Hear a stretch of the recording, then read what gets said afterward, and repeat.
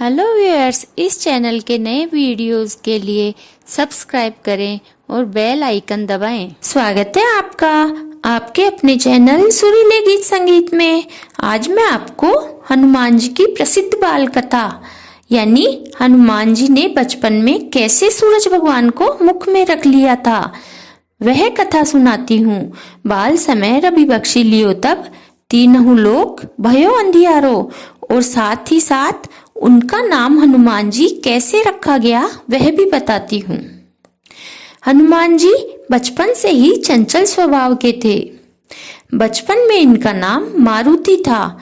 एक बार हनुमान जी बहुत छोटे थे तब अंजनी माता ने सुबह के समय सोचा, जब तक मेरा लाल सो रहा है तब तक मैं जल्दी से उपवन यानी बगीचे से पूजा के लिए फूल तोड़ लाती हूँ। अंजनी माता यह सोचकर फूल तोड़ने चली गई और इधर हनुमान जी की नींद खुल गई। बच्चे तो थे ही, उठते ही उनको भूख लगी। इधर उधर देखा तो उन्हें कुछ खाने का नहीं दिखा, कोई फल भी नहीं दिखा।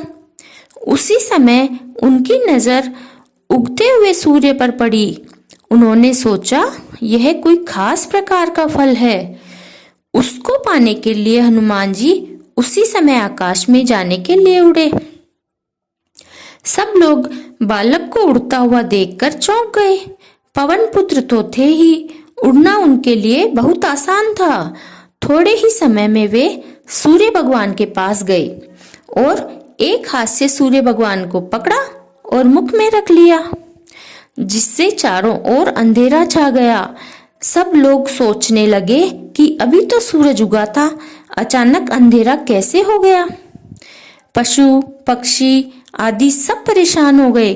जलचर, थलचर और नभचर कोई भी इस संकट को नहीं समझ सके। देवता भी परेशान हो गए। तब इंद्र भगवान पता लगाने के लिए आए तो बालाजी का यह कौतुक देखकर उनको बहुत गुस्सा आया।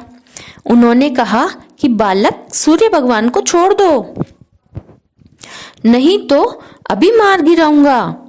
यह सुनकर बालाजी हंसने लगे। उनको हंसता देखकर इंद्र भगवान को और भी गुस्सा आया। उन्होंने एक तीर बालाजी की ओर छोड़ा, जिसको हनुमान जी ने लपक कर पकड़ लिया और उसके 2 टुकड़े कर दिए। फिर और भी कई शक्तियों से बालाजी पर प्रहार किया, परंतु वे सब भी बालाजी का कुछ भी नहीं बिगाड़ सकी।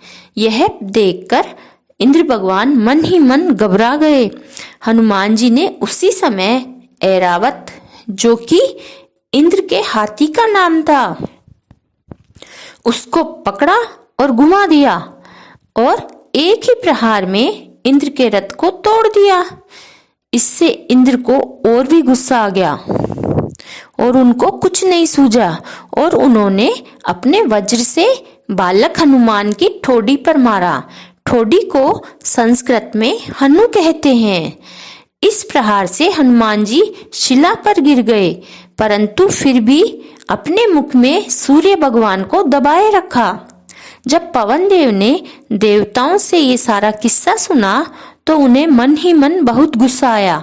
फिर पवन देव ने धीरे धीरे कर सारी प्राणवायु को रोक लिया, जिससे सारे प्राणी प्राणवायु यानी हवा के बिना व्याकुल होने लगे और अपनी सुध बुध खोने लगे। सब देवता अब और भी चिंतित होने लगे। सब देवताओं ने पवन देव से विनती की कि आप कृपया करके प्राणवायु को छोड़ो, हम बालाजी से माफी मांगेंगे। यह सुनकर पवन देव का क्रोध शांत हुआ और उन्होंने प्राणवायु को छोड़ा, जिससे सब सांस लेने लगे। इसके बाद इंद्रदेव सहित सभी देवता हनुमान जी के पास गए और हाथ जोड़कर सूर्य भगवान को छोड़ने की विनती की। फिर हनुमान जी ने सूर्य भगवान को छोड़ा।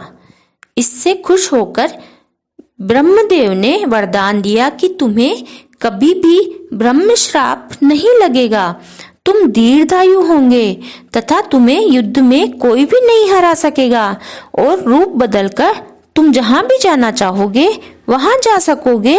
और ब्रह्मदेव ने यह भी कहा कि तुम बड़े होकर यशस्वी बनोगे तथा सबकी सहायता करोगे। सूर्य भगवान ने खुश होकर अपने तेज का वरदान दिया। वरुण देव ने पाश और जल से तुमको मान दिया। यम देवता बोले कि ये मेरे दंड से सदा ही दूर रहेगा।